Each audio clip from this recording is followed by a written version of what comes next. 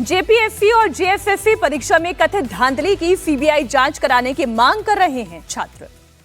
सरकार सीबीआई की जगह मामले की सीआईडी से जांच करा रही है। 13 दिन के बाद फुरेन सरकार अब छात्रों से बातचीत करने जा रहे हैं। थोड़ी ही देर में छात्र और सरकार के बीच में बातचीत का पहला राउंड शुरू होगा। छात्रों से बातचीत के लिए मुख्यमंत्री हेमंत सोरेन ने 4 मंत्रियों की कमेटी का गठन कर दिया है, जिसमें उच्च शिक्षा मंत्री सुदीव्य कुमार सोनू, समाज कल्याण मंत्री जमरा लिंडा और श्रम मंत्री संजय यादव का नाम शामिल है। ग्रामीण विकास मंत्री दीपिका पांडे भी इस मीटिंग में शामिल रहेंगी। हालांकि अभी तक ये तय नहीं हो पाया है कि ये बातचीत होगी कहां। सरकार ये चाहती है कि सीएम आवास पर या फिर सर्किट हाउस में ये बातचीत हो, जबकि छात्र ये चाहते हैं कि किसी न्यूट्रल जगह पर, पब्लिक प्लेस पर ये बातचीत हो। और जब छात्र बातचीत के लिए जाए तो वहां पर मीडिया की भी मौजूदगी हो और वकील की भी मौजूदगी हो। बातचीत के लिए 5 सदस्यीय डेलीगेशन गठित किया गया है।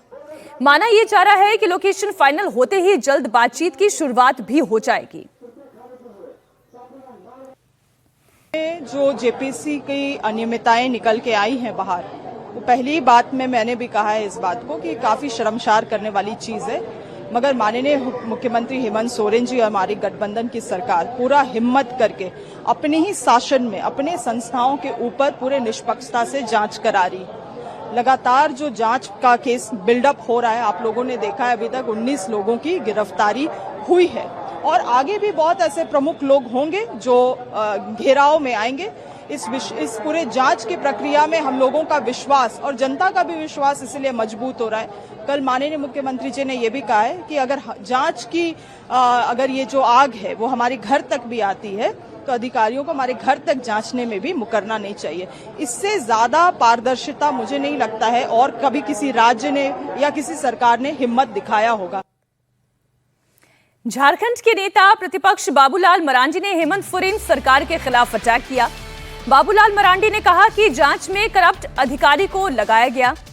सोरेन सरकार में बड़े पदों पर करप्ट अधिकारियों को ही जिम्मेदारी दी गई। ऐसे में सरकार की जांच पर कोई भरोसा करे तो कैसे करे। बाबूलाल मरांडी ने कहा कि अदालत की निगरानी में नौकरी चोरी मामले की जांच होनी चाहिए। देखिए, रिफॉर्म तो सरकार को, मैंने क्या कहा, अगर जांच में जैसे आप करप्ट अफसर को लगाएंगे, जेसीसी में और जीपीएससी में करप्ट अफसरों को आप अध्यक्ष बनाएंगे, मेंबर बनाएंगे। एलफ्रांके पे तो कोई दाग नहीं था सर इससे पहले। एलफ्रांके ने क्या काम करता था आप सब लोगों को अच्छी तरह से पता है। सचिवालय में वो कैसे रहते थे मुझे बताने की कोई जरूरत नहीं। और इसीलिए जब ऐसे भ्रष्ट लोगों को बैठाएंगे यही होगा। और इसीलिए मैंने कहा कि वहां जितनी भी महत्वपूर्ण पदों। रांची में प्रदर्शन कर रहे छात्रों ने 5 लोगों का डेलीगेशन तैयार कर लिया है। ये डेलीगेशन सरकार के प्रतिनिधियों के सामने अपनी बातें रखेगा। छात्रों ने यह भी कहा है कि मुख्यमंत्री हेमंत सोरेन के साथ कोई भी बातचीत मीडिया की मौजूदगी में ही होनी चाहिए, बंद दरवाजों के पीछे नहीं होनी चाहिए। छात्र नेता देवेंद्र नाथ महतो के अनशन का आज 5वां दिन हो गया है। उनका कहना यह है कि वो छात्रों की डिमांड पूरी होने तक अपना अनशन जारी रखने वाले हैं।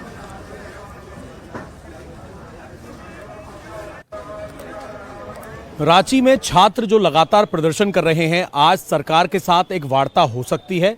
5 लोगों का डेलीगेशन स्टूडेंट्स ने तैयार किया है और आज ये मीटिंग कहां होगी उसका इंतजार किया जा रहा है। सरकार की तरफ से बताया जाएगा कि किस समय कहां पर ये लोग बैठक करेंगे। इसी तरीके से देवेंद्र नाथ महतो जो हैं, जो कि स्टूडेंट्स लीडर भी हैं, पिछले कई दिनों से न केवल प्रदर्शन कर रहे हैं बल्कि भूख हड़ताल पर हैं और लगातार स्टूडेंट्स की बात जो है वो उठा रहे हैं। देवेंद्र जी, आप कई दिनों से भूख हड़ताल पर हैं और हम आपको लगातार देख रहे हैं कि आप यहाँ पर बैठे हुए हैं छात्रों के मांगों को लेकर। आज एक बैठक हो सकती है सरकार के साथ, क्या लग रहा है कि आज बातचीत बन जाएगी और क्या क्या मांगे होंगी जिसके बाद ही ये आंदोलन खत्म होगा? जी, आज अनिश्चितकालीन भूख हड़ताल का 5वें दिन है और सत्याग्रह का 13वें दिन, और ये तब तक जारी रहेगा जब तक हम लोग का ये सारी संपूर्ण मांगे पूरी नहीं की जाएगी।